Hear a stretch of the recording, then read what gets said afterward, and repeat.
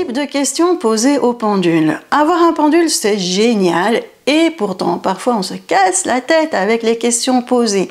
Eh bien, dans cette vidéo, je vous donnerai quelques astuces pour bien poser vos questions. Je vous explique tout après ça. Bonjour, c'est Chantal Varion, bienvenue sur la chaîne de l'énergétique et de la radiesthésie, simple, efficace et à la portée de tous. Si vous êtes nouveau, n'hésitez pas à vous abonner pour nous rejoindre dans ce monde magique de l'énergétique et de la radiesthésie. On a déjà vu à quoi pouvait servir un pendule de radiesthésie, mais je vais faire un petit récapitulatif. Un pendule de radiesthésie peut être utilisé pour répondre à des questions divinatoires, pour trouver des objets perdus, pour trouver de l'eau, des failles, etc., c'est-à-dire pour faire de la géobiologie, pour faire des soins énergétiques à distance aussi, en présentiel et à distance, et pour faire encore plein d'autres choses. Je vous ai donné les domaines principaux. Le pendule est souvent utilisé pour faire de la radiesthésie divinatoire. Eh bien oui, on est tout feu, tout flamme, notre pendule tourne bien dans nos mains, et puis après, c'est la catastrophe car nos réponses, elles ne tiennent pas à la route. Un coup, on a un oui, un coup, on a un non pour la même question. Mais pourquoi cela? Eh bien, il y a plusieurs raisons. Et la toute première chose à faire, c'est de purifier votre pendule. En purifiant votre pendule, vous évitez déjà des réponses erronées. Parce que si vous avez des énergies néfastes sur le pendule, ces énergies néfastes vont prendre le dessus et vont répondre à la place de vos énergies.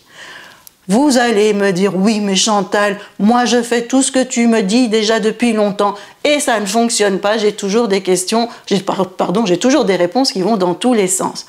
Eh bien, je vous répondrai que oui, en effet, ça peut arriver et ça c'est souvent parce qu'on pose mal ces questions. Savez-vous que lorsque l'on pose ces questions, il y a un terme à ne jamais utiliser. Il ne faut jamais utiliser les mots « je dois ». Je dois changer de travail, par exemple. Dans la vie, vous n'êtes pas obligé de faire des choses. Vous avez le droit de faire des choix. Chaque choix que vous allez faire va vous aider à avancer sur votre chemin. Notre mission de vie sur Terre est de rayonner, de vibrer, d'arriver à créer une vie qui nous convient et qui nous épanouit. Eh bien oui, on a tous la même mission de vie. Mais là où ça sera différent, entre vous et moi, c'est le chemin de vie. Chacun possède son propre chemin de vie.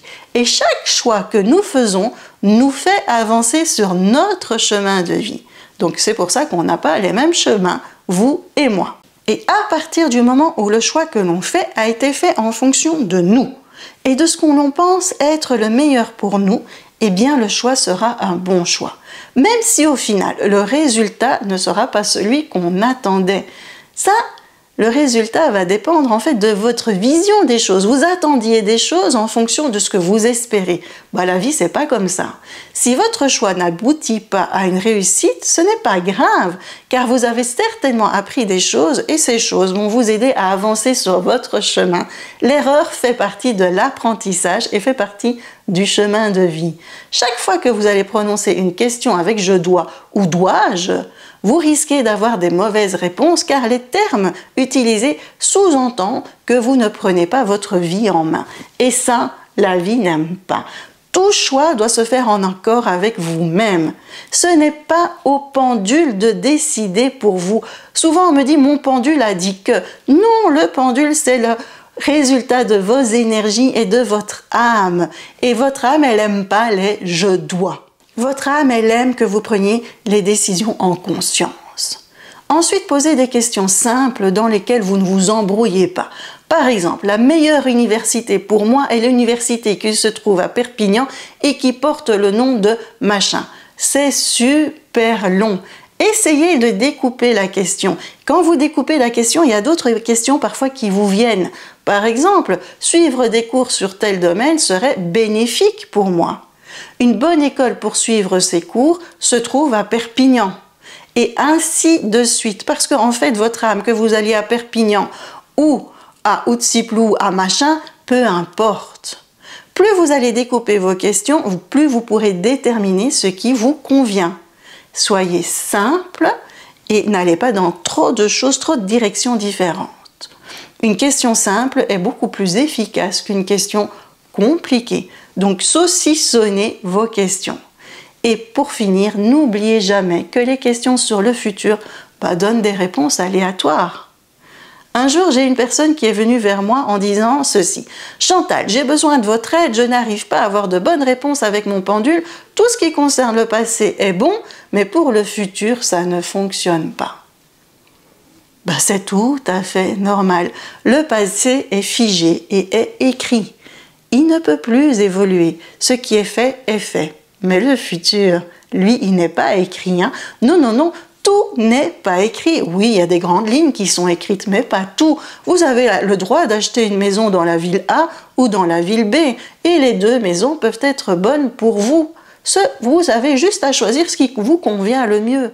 Donc, tout votre futur n'est pas écrit. C'est à vous de l'écrire. Ce sont vos décisions qui feront changer les choses. Et dès que vous sentez qu'il y a quelque chose qui cloche, allez voir ce qui cloche et puis prenez la bonne décision pour vous.